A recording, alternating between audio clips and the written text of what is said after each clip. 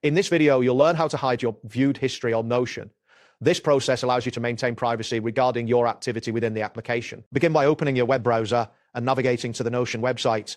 Ensure you are on the correct page by looking for the Notion logo and the login prompt. Next, if you're not already signed in, enter your credentials to access your Notion account.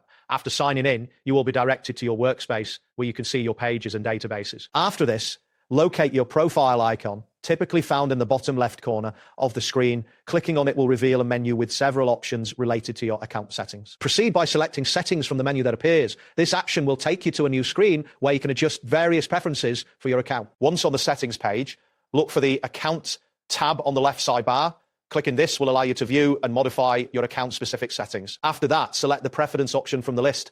This section contains a variety of options that influence your user experience within Notion. Next, navigate to the privacy section within the preferences menu. Here, you will find settings related to your account's visibility and privacy features. Now, find the option labeled Show My View History. This setting indicates whether others can see your page views. Click on the text that states, people with editor or full access will be able to see when you've viewed a page. Learn more. This will provide additional information about the implications of this setting. To hide your viewed history, locate the toggle switch next to Show My View History. Click this toggle to disable the feature, ensuring your activity remains private. After making this adjustment, click on the close button to exit the settings menu.